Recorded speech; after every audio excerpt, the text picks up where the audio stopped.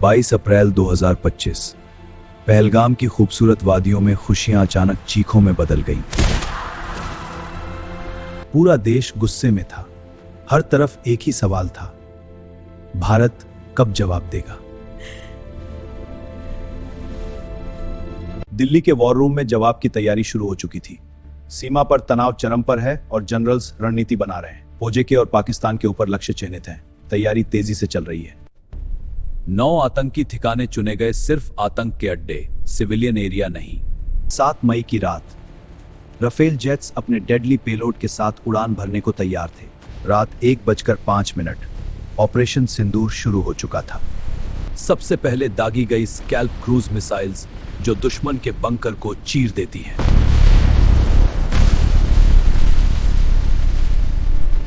इसके बाद hammer bombs ने मोबाइल लॉन्च पैड्स को निशाना बनाया।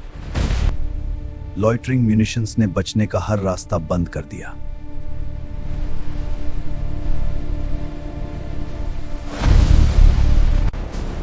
सिर्फ 23 मिनट में 9 ठिकाने तबाह हो चुके थे।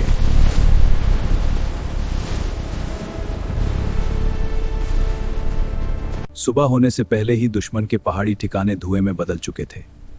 लॉन्च पैड्स, बंकर और ट्रेनिंग शेल्टर्स, सब कुछ मलबे में तब्दील हो चुका था। दिल्ली के कमांड सेंटर में लाइव ड्रोन फीड से हर टारगेट की पुष्टि हो रही थी। हर ग्रीन सिग्नल के साथ ऑपरेशन की सफलता साफ होती जा रही थी। उधर पाकिस्तान की चौकियों पर अफरा तफरी मच चुकी थी। सायरन बज रहे थे और सैनिक समझ ही नहीं पा रहे थे कि हमला किस दिशा से हुआ। जो आतंकी भागने की कोशिश कर रहे थे, उन्हें थर्मल ड्रोन्स लगातार ट्रैक कर रहे थे। बच निकलने का कोई रास्ता नहीं छोड़ा गया। इसी बीच रिटेलिएशन की आशंका को देखते हुए भारत का लेयर्ड एयर डिफेंस भी पूरी तरह सक्रिय हो चुका था। हर इनकमिंग खतरे पर नजर रखी जा रही थी। पाकिस्तान की ओर से भेजे गए ड्रोन्स हवा में ही इंटरसेप्ट कर दिए गए। भारत ने साफ कर दिया कि जवाब के बाद रक्षा भी उतनी ही मजबूत है। सुबह होते होते पूरी दुनिया के न्यूज चैनल्स पर सिर्फ एक खबर थी, India's precision strike had changed the strategic balance. Global diplomacy में इस बार नैरेटिव पूरी तरह भारत के पक्ष में था। इसे सेल्फ डिफेंस और कैलिब्रेटेड रिस्पांस के रूप में देखा गया।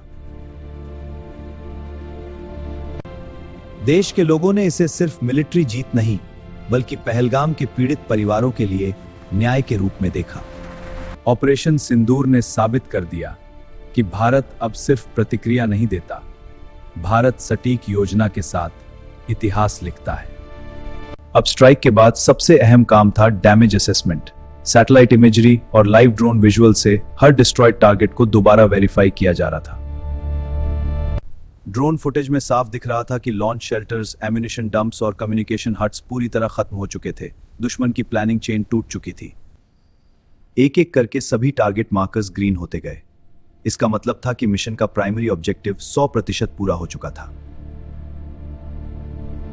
सुबह की पहली रोशनी के साथ पाकिस्तान की तरफ इमरजेंसी मूवमेंट तेज हो गई। डैमेज कैंप्स तक पहुंचने की कोशिशें शुरू हो चुकी थी। वाहन पहाड़ी रास्तों पर आगे बढ़ रहे थे। हर पल मायने रखता था। देखिए, ऑपरेशन सिंदूर के तहत हमने जो प्रिसिजन स्ट्राइक की है। जी हाँ, ये चिनाई आतंकवाद में न्यूज स्टूडियोज पर ऑपरेशन सिंदूर हेडलाइन बन चुका था। हर चैनल इस प्रिसिजन स्ट्राइक को हिस्टोरिक बता रहा था। पहलगाम के पीड़ित परिवारों के लिए यह सिर्फ खबर नहीं थी, यह न्याय की पहली सच्ची झलक थी, जिसने दर्द के बीच गर्व भर दिया। देश के स्ट्रेटेजिक सर्कल्स में इस ऑपरेशन को नई डॉक्ट्रिन की शुरुआत माना गया। टेरर सेफ हेवन्स अब अनटच्ड नहीं रहेंगे।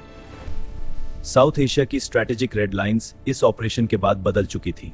2016 की सर्जिकल स्ट्राइक, 2019 बालाकोट और अब ऑपरेशन सिंदूर। भारत की रिस्पांस कैपेबिलिटी हर बार और ज्यादा प्रिसाइज होती गई।